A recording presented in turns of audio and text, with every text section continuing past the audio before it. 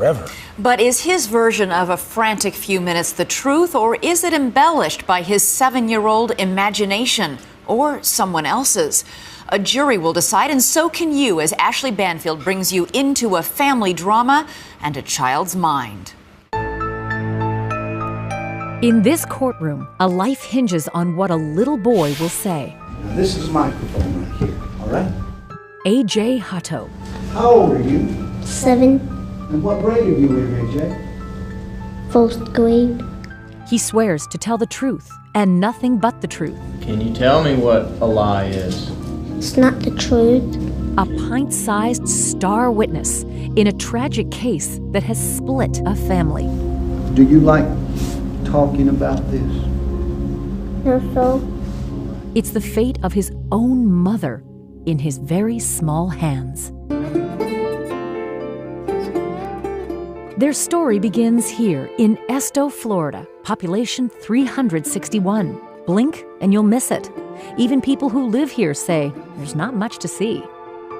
You go down the road and to your left, the fire department's there, church, maybe a produce stand, little service station, that's it. It's just a dot on the map. What happens in Esto? Nothing much. The police blotter's pretty thin. Yeah, correct. It was very quiet, very calm. Did you like living there? I did. I loved my life. I mean, we were happy. Living in this modest home, 27-year-old single mother Amanda Lewis, her 7-year-old daughter Adriana, and 6-year-old son AJ. Adriana, she calls the attention seeker. She was a happy child. She was very outgoing, very hyper. She looked like me, she acted like me. She was headstrong like me. She was like my walking shadow. And AJ, the calmer and more relaxed half-brother. He was quiet. He could sit in the corner and play by himself and be content and happy. How often would people tell you, that boy is adorable? All the time. August 8, 2007 would be their last day together. A nurse's assistant at a nursing home, Amanda says she got off the night shift and napped while the kids watched cartoons. The plan for the day? Shopping for school supplies. The temperature was in the hundreds. She says the kids wanted to swim. I told them that we couldn't get in the pool today because we were getting ready to go. So they wanted to go outside and play for a few minutes while I got everything ready. Outside in the yard sat this above-ground pool, 18 feet across, 4 feet deep. Without supervision, it was off-limits to the kids, with the pool ladder locked in the shed.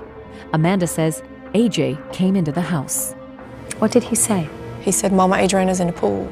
At first, I thought he meant maybe she was by the pool. And I said, okay, well, tell her to come in. And he went back out. Amanda says as soon as she looked out the back door at AJ, their lives took a tragic turn. What did you see? He was raking in the water with his hand, like he was trying to grab her. I ran out the house. When I got to the pool, that's when I seen her. She was face down. She was very purple, very blue. What was the first thing that entered your mind? Oh my God. I started giving her CPR. I called 911. I need an ambulance. What's wrong, ma'am? My daughter fell in the pool and she's not breathing. And she's not breathing? How old is she? She's 7 years old. All right, hang on just a second, ma'am.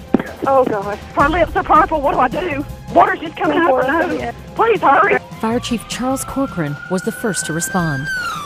When you arrived on scene, what did you see? It looked like an accident with the mother kneeling and sobbing and crying. She exhibited all these signs of shock. Adriana was still warm. She was wet. I knelt down and I began CPR. And what were you thinking? Let it be successful. I actually thought I had a heartbeat. And you thought maybe there was a chance? Yes, I thought there was a chance. Adriana is airlifted to the nearest hospital. In the ER, Dr. Linda Fox is waiting for the nearly lifeless little girl. She wasn't breathing. She was limp, cold to touch. It was a very, very ominous presentation. We worked on her for over an hour. We got some pulse back, but it didn't last. She was unable to sustain it. At 5:05 p.m., Adriana is pronounced dead. The doctors ultimately told you that Adriana had died. What was your reaction? Shock. very much in shock. I literally got sick on my stomach.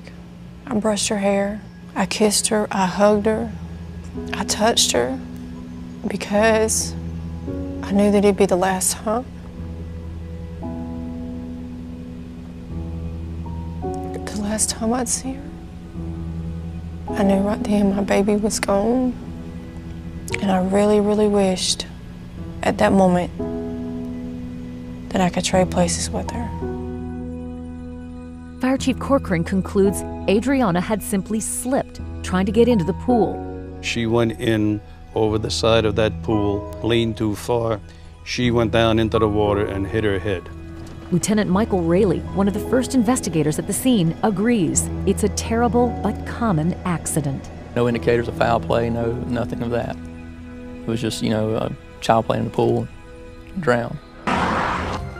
But within hours, the police would have news that would shatter their theories of what happened. The sole eyewitness, Adriana's 6-year-old brother AJ, has a shocking story they need to hear. I'm like, what is this about? Just an accident. What's he want to tell us?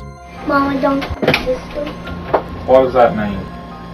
Drowned. An accusation from the family's most innocent and unlikely source. Adrian was laying like this and Mama holding him like this so she wouldn't scream.